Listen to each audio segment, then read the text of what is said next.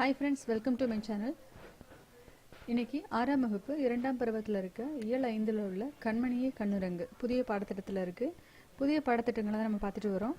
இதுக்கு முன்னாடி வரைக்கும் 6ஆம் வகுப்பு முதல் பருவத்தில் இருக்க எல்லா பாடங்களையும் நூலகம் 2ஆம் பருவத்தில் உள்ள நூலகம் நோக்கி வரைக்கும் முடிச்சாச்சு.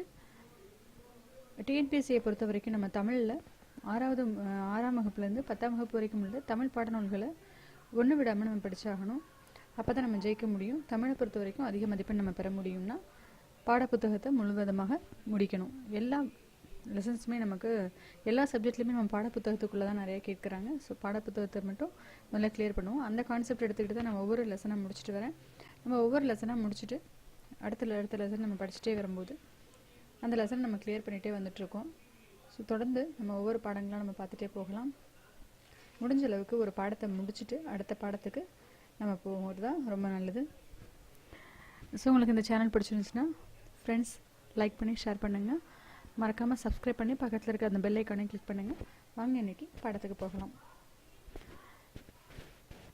பாடல்கள் மனதிற்கு அமைதியையும் மகிழ்ச்சியும் தருகின்றன. பாடலை பாடினாலும் மகிழ்ச்சி, கேட்டாலும் மகிழ்ச்சி. ஏட்டில் எழுதப்படாத இசைப்பாடல்கள் தமிழில் ஏராளமாக உள்ளன. தமிழரின் பிறப்பு முதல் இறப்பு வரை ஒவ்வொரு நிகழ்விலும் பாடல்கள் முக்கிய இடத்தை பெறுது. ஏட்டில் எழுதப்படாத இசைப்பாடல்கள் தமிழில் ஏராளமாக உள்ளது.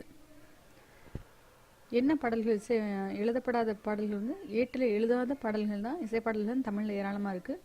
தமிழருடைய பிறப்பு முதல் இறப்பு வரை ஒவ்வொரு நிகழ்விலும் பாடல்கள் முக்கிய இடத்தை பெறுது. இது ரொம்ப முக்கியம். நாட்டுப்புற பாடல்கள் தமிழர்களுடைய வாழ்க்கை முறைகளை படம் பிடித்து காட்டுகின்றன. எந்த பாடல்கள் தமிழர்களுடைய வாழ்க்கை முறையை படம் பிடித்து காட்டுகின்றன அப்படின்னா நாட்டுப்புற பாடல்கள். இதில் தாலாட்டு பாடல்கள்லையுமே கருத்துக்களை சொல்ல முடியுங்கிறதுனால தாலாட்டு பாடல் கொடுத்துருக்காங்க. அதுலேயும் கருத்துக்கள் சொல்ல முடியும் அப்படிங்கிறதுக்காக தான் இந்த பாடலை நான் பாடினா ரொம்ப கேவலமாக இருக்கும்.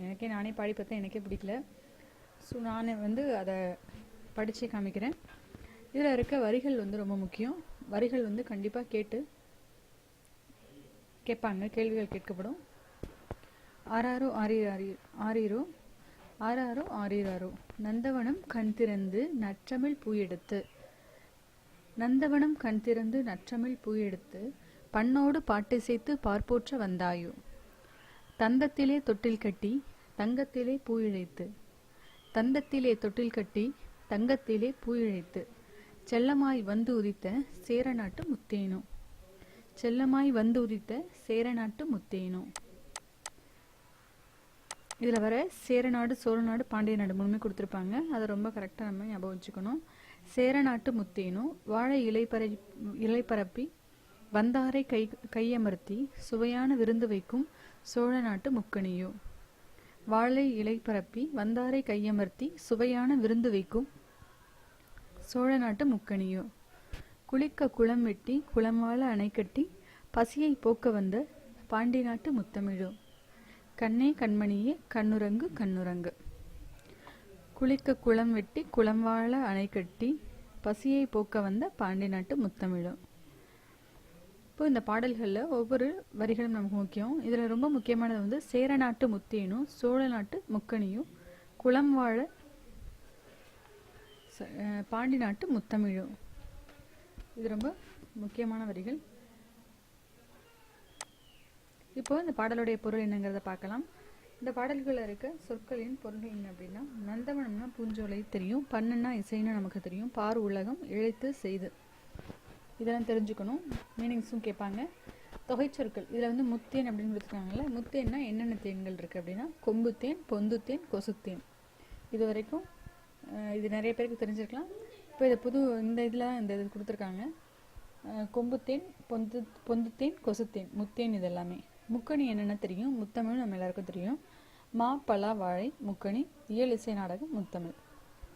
முத்தேன்கிறத மறக்காம ஞாபகம் வச்சுக்கணும். கொம்புத்தேன், பொந்துத்தேன், கொசுத்தேன். பாடலுடைய பொருள் என்ன அப்படின்னா, தமிழ்ச்சோலையில் பூ எடுத்து இசையுடன் பாடி உலகம் புகழ வந்தாயு, தங்க பூ பதித்த தந்தத்தாலான தொட்டிலில் செல்லமாய் உறங்க வந்த சேர நாட்டின் முத்தேனோ, இல்லம் வந்தவரை இன்முகத்தோடு வரவேற்று அறுசுவை உணவளிக்கும் சோழ நாட்டின் முக்கணியோ, குளமெட்டி அணை கட்டி குடிமக்களின் பசியை போக்கும் பாண்டி நாட்டின் முத்தமிழோ, கண்ணே கண்மணியே கண்மூடி உறங்குவாயாக. ஓகேவா?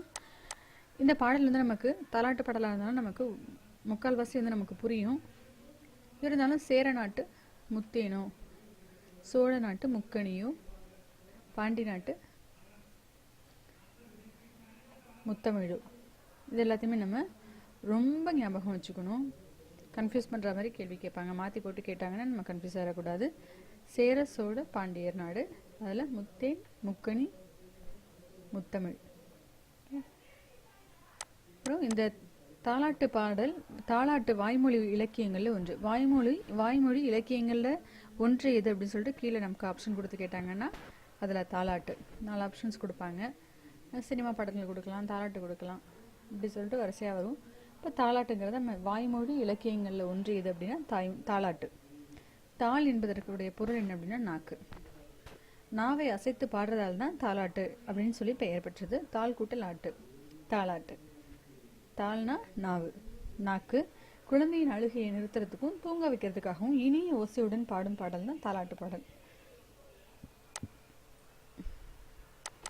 இதுக்கப்புறம் இதுல இருந்து வர்ற கேள்விகள் வந்து பாட்டிசைத்து என்னும் சொல்லி பிரித்து எழுத கிடைப்பது கேட்டிருக்காங்க. பாட்டு கூட்டல் இசைத்து, பாட்டு கூட்டல் இசைத்து. கண்ணுரங்கு என்னும் சொல்லி பிரித்து எழுத கிடைப்பது என்னன்னா கண் கூட்டல் உரங்கு. வாழை இலை, வாழை கூட்டல் இலை, வாழை இலை இந்த ஆனாதான். கை கூட்டல் அமர்த்தி, கை அமர்த்தி. உதித்த என்று சொல்லியிருக்கிறது சொல் மறைந்த. முத்தமிழ் இதுல இருந்து என்ன எக்ஸ்ட்ரா எப்படி கேட்கலன்னா, முத்தமிழை நம்ம பிரிக்கும் போது எப்படி வரும்னா 3 கூட்டல் தமிழ்.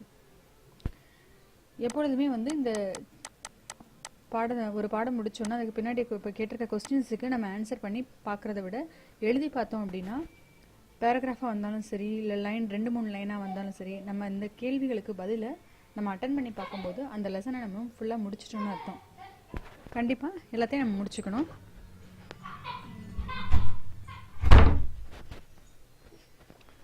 இப்பாடலில் குறிப்பிடப்படும் 3 நாடுகள் என்னென்னு கேட்டிருக்காங்க. சேர நாடு, சோழ நாடு, பாண்டிய நாடு. நமது வீட்டிற்கு வந்தவரை உபசரிக்கும் முறையாக நாட்டுப்புற பாடல் கூறுவது என்னென்ன அப்படின்னா, இல்லம் வந்தவரை இன்முகத்தோடு வரவேற்று வாழை இலை விரித்து அறுசுவை உணவளித்து உபச்சாரம் செய்ய வேண்டும் என நாட்டுப்புற பாடல் கூறுது. இந்த கொஸ்டின்ஸுக்கு நீங்கள் ஆன்சரை ப்ரிப்பேர் பண்ணிக்கோங்க. அதுலேருந்து நம்ம வந்து இந்த லெசனை முடிச்சிட்டோம், அதுக்கு நம்ம கிளியர் ஆகிட்டோம். இந்த ஆன்சருக்கு இந்த கொஸ்டினுக்கு நம்ம ஆன்சர் பண்ணும்போது இந்த லெசனை நம்ம கிளியர் பண்ணிட்டோம்னு அர்த்தம்.